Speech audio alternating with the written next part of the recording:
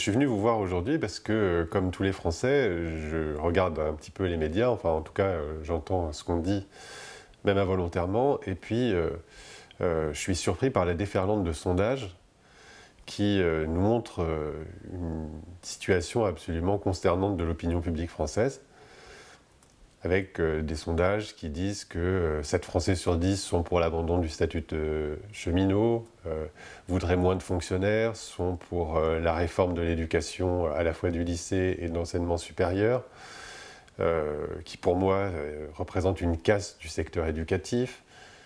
Voilà, si on en croit les sondages, les gens veulent moins de services publics, moins de fonctionnaires, plus de statut, que tout le monde soit précaire, et puis une éducation bon marché, payante et inégalitaire. Alors, je trouve ça assez déprimant, mais ce qui se passe, c'est que je suis quand même d'un naturel un petit peu curieux, un petit peu parano peut-être aussi, et face à des chiffres qui sont tellement contradictoires avec l'expérience que j'ai eu envie de savoir comment ils avaient été fabriqués.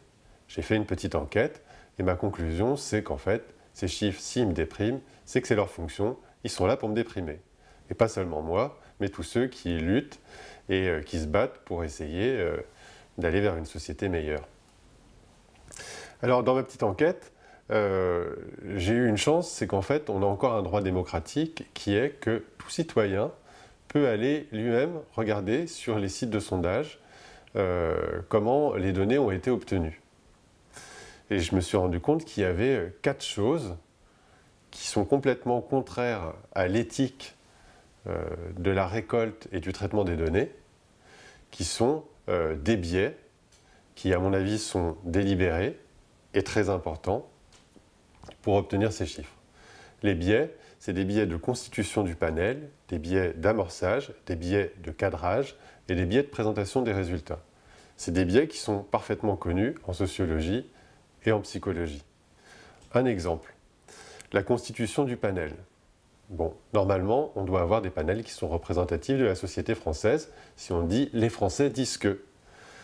Et là, en fait, pour les instituts de sondage, les panels, ils sont rémunérés, enfin récompensés, en fait professionnalisés. C'est des panels de répondants qui sont régulièrement interrogés, qui sont des gens volontaires et qui sont donc par nature non représentatifs de la réalité. Les non-répondants, ils sont éliminés. Il faut répondre à toutes les questions, sinon on ne propose pas un autre sondage. Et les gens qui sont conservés, ils cherchent par tous les moyens à rester dans le panel. Et donc, ils sont enclins à essayer de donner la réponse qui est attendue par le sondeur. Par ailleurs, ils ont été recrutés par le sondeur au travers d'un organe de presse qui fréquente et qui consulte et qui est quelque chose de pas du tout neutre. La deuxième chose, c'est le biais d'amorçage. Alors le biais d'amorçage, c'est un truc un peu subtil. Ça veut dire que la question qui intéresse le sondeur pour servir l'intérêt de son client, elle survient après une succession de questions qui guident le répondant vers une certaine logique, vers une certaine problématique. Et donc, cette logique, déjà, elle est conforme à l'intérêt du questionnant. La troisième chose, c'est le biais de cadrage. Le biais de cadrage, c'est quand la question posée, elle présente la réalité de manière partiale avant d'interroger l'enquêté. Et enfin, le biais de présentation, c'est quand on diffuse un chiffre obtenu et qu'on le commande suivant un angle privilégié, souvent faussé, en rendant invisible le procédé par lequel il a été obtenu. Alors, pour l'enquête, j'ai pris 3 sondages récents qui nous ont justement heurtés ou déprimés par rapport aux conceptions et aux convictions qu'on a. Le premier cas, c'est le cas dont on parle beaucoup en ce moment autour de la réforme de la SNCF, c'est le cas d'un sondage qui nous assure que 7 Français sur 10 seraient pour l'abandon du statut des cheminots. Là, je dirais qu'il y a un biais de cadrage grossier et délibéré. Alors, pourquoi biais de cadrage?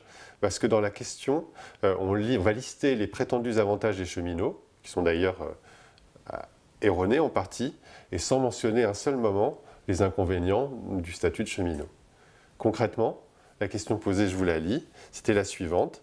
La grande majorité des salariés de la SNCF bénéficient du statut de cheminot, qui permet de garantir un emploi à vie, de partir à la retraite à 57 ans, 52 ans même pour les conducteurs de train, et de faire circuler quasi gratuitement sa famille sur le réseau SNCF.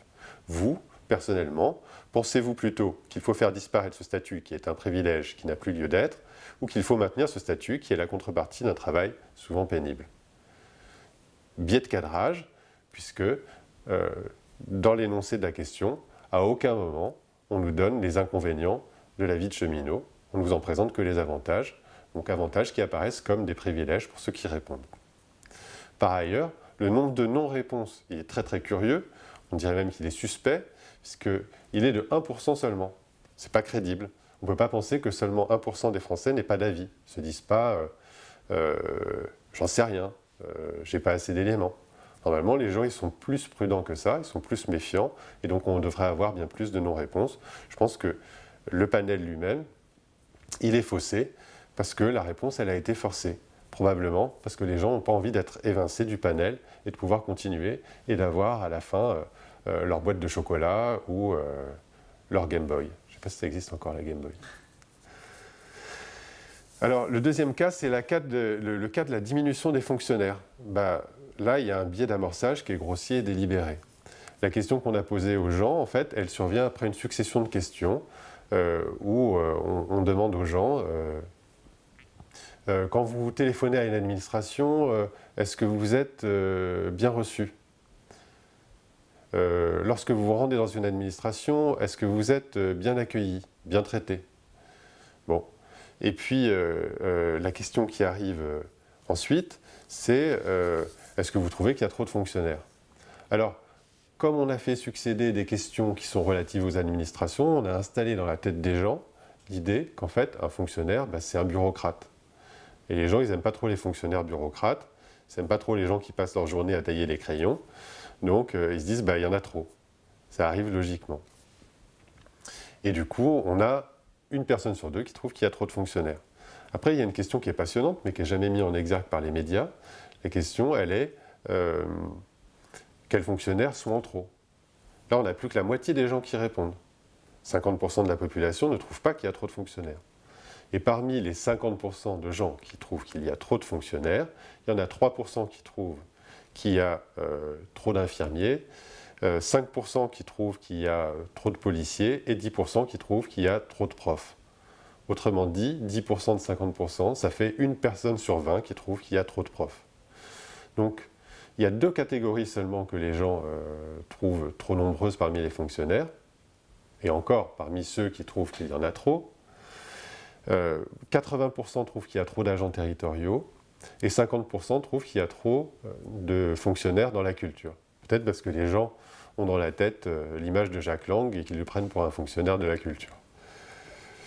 Sinon, pour les 80% qui trouvent qu'il y a trop d'agents territoriaux, en fait, c'est un effet de méconnaissance puisque les gens n'en connaissent ni l'utilité ni le rôle exact. Mais ce qu'on peut dire en tout cas, c'est que le questionnaire se garde bien de poser la question inverse, c'est-à-dire trouvez-vous qu'on manque d'infirmières, qu'on manque de pompiers, qu'on manque de policiers, qu'on manque de profs? Parce que s'il posait cette question, il est très vraisemblable qu'il y aurait une demande très forte en fait, de services publics parmi la population. Alors, curieusement, ce sondage-là, c'est un sondage d'OpinionWay. J'ai dit que n'importe quel citoyen pouvait mener sa petite enquête pour savoir comment les données avaient été élaborées. Pour le cas de ce sondage, il faut quand même aller vite parce qu'au bout de 15 jours, il disparaît et donc le contrôle citoyen, il disparaît avec. Le dernier cas qui m'a beaucoup intéressé, c'est le cas de la réforme Blanquer sur l'éducation. Et là, je dirais qu'il y a un triple biais qui est à la fois un biais de panel, d'amorçage, de cadrage, et je pourrais même en ajouter un biais d'engrenage. Alors d'abord, le biais de panel. Odoxa qui a fait ce sondage nous a proposé 2 sondages à 2 semaines d'intervalle avec 2 panels qui étaient radicalement différents. Ça interroge. Dans le premier sondage d'Odoxa, qui portait sur les personnalités politiques des Français, la popularité de Blanquer, elle est la suivante. 36% adhèrent ou sont favorables à la personnalité de Jean-Michel Blanquer à droite, et 16% sont favorables ou adhèrent à la personnalité de Jean-Michel Blanquer à gauche. Ça, c'est paru cette semaine. Et encore, c'est signalé en forte hausse. Vous faites la moyenne des deux, ça fait 26% des Français qui aiment bien Blanquer, pour faire vite. Et une semaine avant, Dans le panel du même institut qui a servi à savoir si les gens étaient favorables à la réforme de l'éducation, on avait, première question, 62% des gens qui avaient une bonne opinion de Jean-Michel Blanquer. Forcément, c'est ce panel-là qui va trouver aussi qu'il fait une bonne réforme. D'ailleurs, si on en croit l'échantillon présenté comme représentatif par la boîte de sondage, Jean-Michel Blanquer, il est sympathique, compétent et courageux pour 55% des Français. Moi, je dis qu'avec des scores pareils, Jean-Michel Blanquer, c'est notre prochain président de la République. Donc ça, c'est pour le biais de panel. L'échantillon, il est faussé. On pourrait dire avec le test statistique du Qui2 que ça peut être une fluctuation d'échantillonnage avec une chance sur 10 milliards. Il y a une chance sur 10 milliards que ça soit juste un hasard que les deux échantillons n'aient pas été semblables. Deuxième biais, le biais d'amorçage. Alors le biais d'amorçage, je rappelle, c'est quand il y a une succession de questions qui amènent à la question qui nous intéresse le plus, une réponse déterminée. Première question, Jean-Michel Blanquer a annoncé que l'usage du téléphone portable serait interdit pour les élèves au sein des écoles primaires et des collèges à la rentrée 2018. Êtes-vous favorable ou opposé à cette interdiction? Alors ça, c'est une question quand même assez consensuelle. Les gens, ils ont bien compris que ce n'était pas très bon pour les gamins d'avoir un téléphone portable. Et là, les gens, ils sont d'accord avec Jean-Michel Blanquer à 84%. Plébiscite. Bon, on oublie de dire que c'est déjà interdit d'après les règlements intérieurs dans les écoles et dans les collèges d'avoir un téléphone portable. Donc là, pour l'aspect novateur de la réforme, on repassera. Deuxième question, la France est le dernier pays européen au classement Teams qui évalue les performances en mathématiques des enfants de CM1. Pour améliorer ce niveau, le député La République En Marche et mathématicien Cédric Villani a fait plusieurs propositions. Pour chacune d'entre elles, dites-nous si vous pensez qu'elle sera efficace ou pas efficace pour améliorer le niveau de mathématiques des élèves français. Alors c'est marrant parce que la réforme du moment, c'est quand même une réforme des lycées et de l'enseignement supérieur. Et la question qui est posée là, c'est sur les mathématiques au CM1. Et en plus, on appelle la figure magnifique et absolument, on pourrait dire, incontestable de Cédric Villani. C'est quand même le prix Nobel de mathématiques, quoi. Villani, c'est le médaille Field. Donc il a des avis sur les mathématiques. Franchement, si vous êtes contre, vous manquez un petit peu d'humilité. Moi, je vous le dis, vous manquez d'humilité. Bon, alors, Villani, il a proposé la mise en place de la méthode de Singapour basée sur les jeux, youpi, avant de passer à la théorie. Les gens, ils sont d'accord avec Villani, donc d'accord avec Jean-Michel Blanquer à 82%, pour 82%. Villani, il a proposé l'apprentissage dès le CEP des 4 opérations. Addition, soustraction, division, multiplication. Il a proposé à vos enfants de savoir compter. Vous êtes d'accord? Pour 74%. Il y a quand même une personne sur 4 au passage qui ne veut pas que ses enfants apprennent les opérations au CEP. Cédric Villani, il a proposé de faire passer de 80 heures à 400 heures la formation en mathématiques des enseignants en primaire. Bon, moi, j'étais pas au courant, mais en tout cas, les gens, ils sont d'accord. Ils trouvent que c'est mieux d'avoir des enseignants à l'école primaire qui savent compter, qui savent faire un petit peu de mathématiques. 69% des gens sont pour. Et puis, donc, le biais d'engrenage. Ensuite, une fois qu'une personne elle a répondu qu'elle était pour 5 fois de suite, en général, elle répond aussi qu'elle est pour à la conclusion qui paraît en découler. Dernière question, qui cumule donc l'effet d'amorçage et l'effet de cadrage. Jean-Michel Blanquer présentera ce mercredi 14 février la proposition de réforme du bac. Faire le lien quand même. On a posé une question sur l'école primaire, une question sur le collège. Là maintenant, Jean-Michel Blanquer présentera ce mercredi 14 février la proposition de réforme du bac. Il envisage notamment de limiter le nombre de matières lors de l'épreuve du bac. Par exemple, on ne dit pas qu'il n'y aura plus de mathématiques à l'épreuve du bac. Et d'introduire une part de contrôle continu dans l'examen du bac. Vous, personnellement, êtes-vous favorable à une telle réforme? Vous avez dit pour. Vous êtes toujours pour à 69% d'ailleurs, exactement comme ceux qui étaient d'accord avec former plus les professeurs des écoles primaires en maths. Présentation finale des résultats, ça c'est le biais de présentation. 69% des Français sont favorables à la réforme de Jean-Michel Blanquer. Alors, derrière tous ces procédés, en fait, qui sont volontaires, délibérés, connus, qui ne sont pas du tout de l'incompétence, Parce que les sondeurs, ils sont très forts en psychologie, ils sont très forts en sociologie, ils sont très forts en traitement des données, ils sont juste en fait, bah, ils sont juste en fait malhonnêtes. Ça s'appelle le nudge. Le nudge, c'est la méthode, une méthode de conditionnement qui est vendue par les instituts de sondage à leurs clients et qui est en plein essor. Alors le nudge, ça consiste à quoi? Le nudge, ça consiste en une chose qu'on peut aller vérifier sur les pages d'accueil des instituts de sondage, puisque c'est eux-mêmes qui le disent. Il s'agit de mettre les individus dans un contexte de choix qui les incite à adopter un comportement spécifique recherché. Il s'agit de modifier l'architecture des choix. Et, disent-ils, c'est un coup de pouce pour modifier les comportements en utilisant le levier de la norme sociale. Autrement dit, si vous êtes tout seul, vous êtes un con. Donc, il s'agit de faire croire à ceux qui résistent, à ceux qui s'opposent, qui sont isolés et qui sont donc complètement impuissants.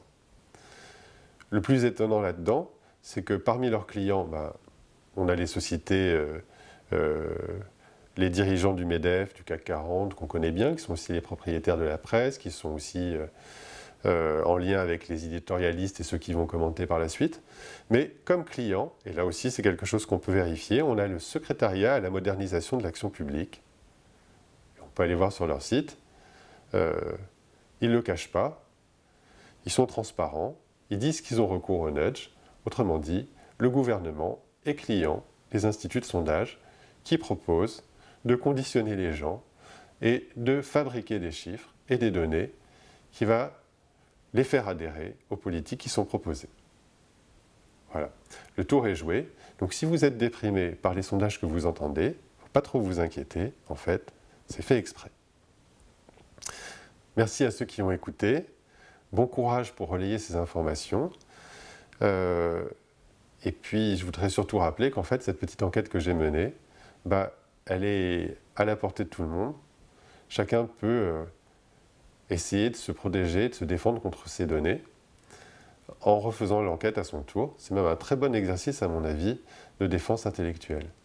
Et puis, pour tous ceux qui vont nous représenter sur les plateaux télévision, je voudrais dire qu'il faut qu'ils aient ça à l'esprit chaque fois qu'on essaiera de leur faire fermer le bec en leur imposant une donnée, qu'ils se rappellent que ces données, elles ont été fabriquées, qu'elles ont été construites, qu'elles sont fausses, qu'elles n'ont rien de scientifique et qu'elles sont juste là pour essayer de leur amener des arguments d'autorité contre eux.